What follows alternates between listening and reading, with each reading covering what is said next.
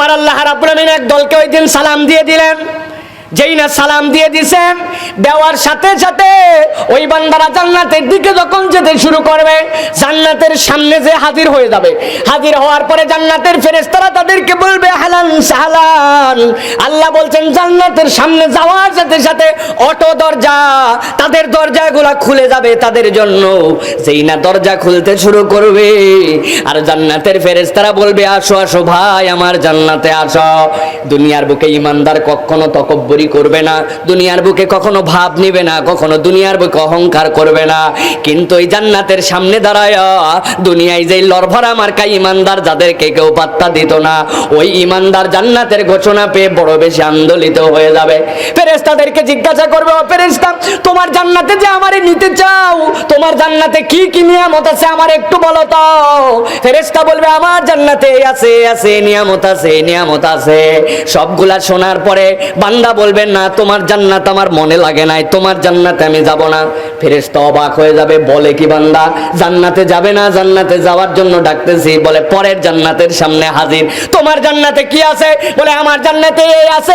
এরকম করে ঘুরতে ঘুরতে এমন জান্নাতের সামনে যাবে, যাওয়ার পরে জিজ্ঞাসা করবে বলো বলো তোমার জান্নাতের অফার কি? ফেরেশতা যখন জান্নাতের বর্ণনাগুলা ওই বান্দার সামনে তুলে ধরবে, ওই বান্দা বলবে হ্যাঁ হ্যাঁ তোমার জান্নাতের বর্ণনা শুনে তো আমার মনে হচ্ছে এই জান্নাতেই তো আমার যাওয়ার কথা।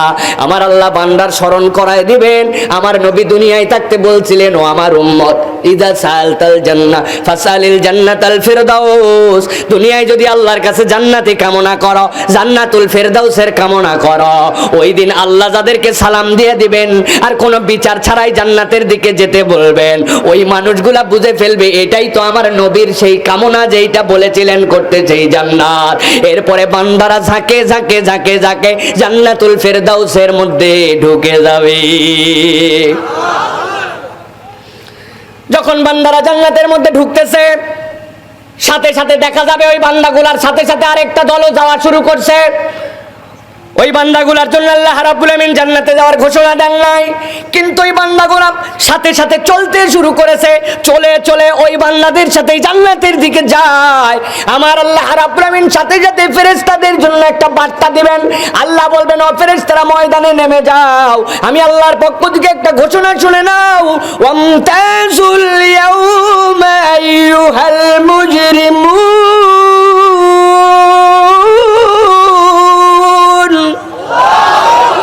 আমার আল্লাহ রাব্বুল আমিন বলবেন ওয়ামতাজুল ইয়াউমা আইয়ুহাল মুজরিমুন।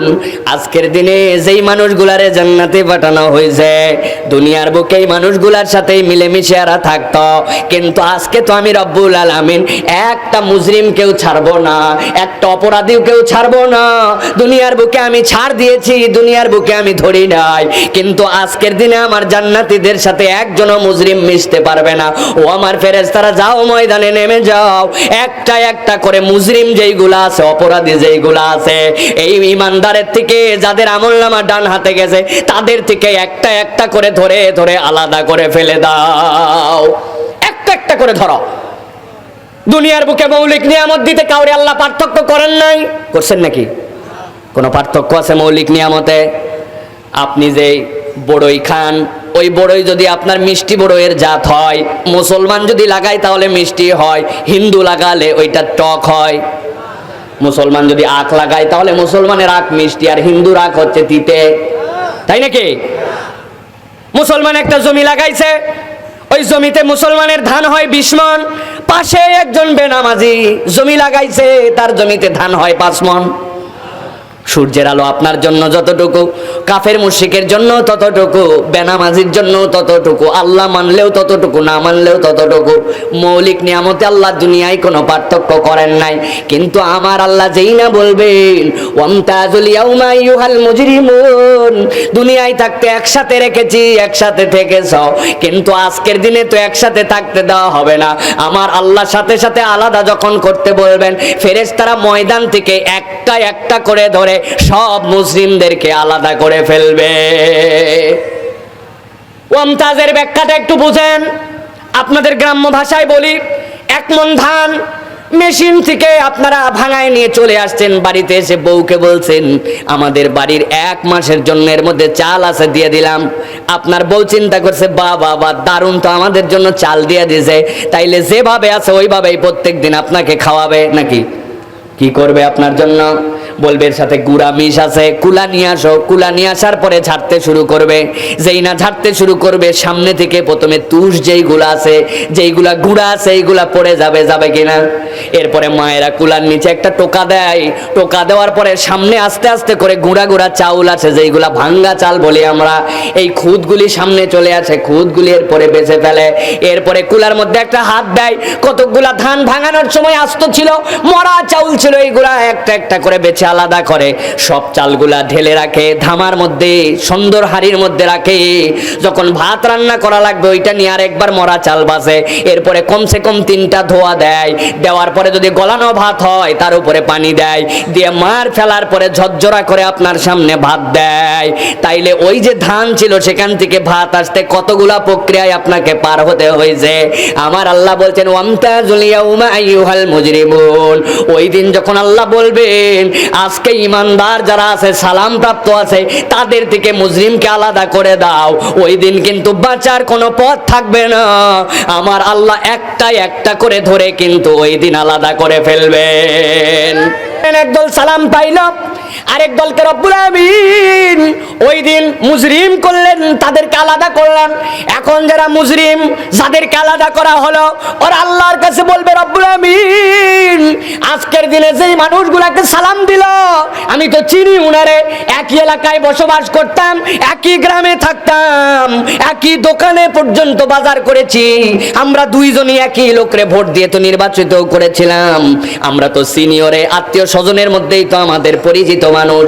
কিন্তু রব্বুল আমিন আজকে একটা দলের সালাম দিলাম, আর একটা দলকে যে সালাম না দিয়ে আমাদের ঘাড় ধরে ধরে মুজরিম বানায় আটকাইলের কারণ কি? কি কারণে আজকে আমাদেরকে আটকানো হলো?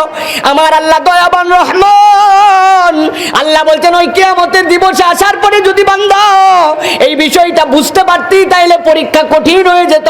এখনো কিয়ামত হয় নাই, এখনো কোরআনের মধ্যেই কথাগুলো দিয়ে রাখলাম এই জন্য কিয়ামত পর্যন্ত যত মানুষ আসবে ওই দিবসের প্রস্তুতি যেন নিয়ে আসতে পারে, সেই জন্য চিত্রটা আল্লাহ বলতেছেন ওই দিন যাদেরকে আলাদা করা হবে তারা বলবে একসাথেই থাকতাম, একসাথেই চলতাম, একই এলাকায় ছিলাম, একই বাপের তো 2 সন্তান ছিলাম, আমার বড় ভাইরে নিস ওইদিকে আর আমার আটকায় রাখছো এইদিকে, ব্যাপারটা কি?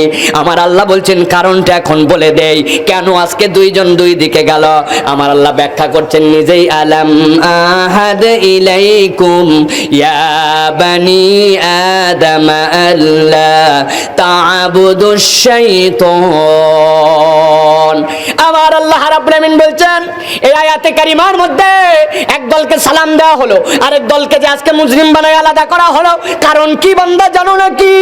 আল্লাহ বলছেন আলাম আহাদ ইলাইকুম ইয়া বানি আদম, ও আদমের সন্তানেরা আমি কি তোমাদের সাথে একটা ওয়াদা নিয়েছিলাম না?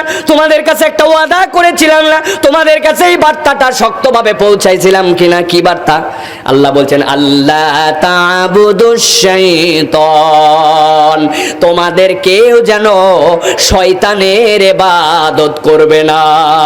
আল্লাহ বলছেন ও আদমের সন্তান, দুনিয়াতে মুসলমান হও, খ্রিস্টান হও, বৌদ্ধ হও, জৈন হও, তুমি যদি মানুষ হিসাবে পরিগণিত হও, আমি আল্লাহ তোমারে সম্বোধন করে বলতেছি ইয়া বানি আদম, ও আদমের সন্তান যারা, আমি কি তোমাদের কাছে এই ওয়াদা করছিলাম না যে তোমরা খবরদার খবরদার শয়তানের ইবাদত করবে না?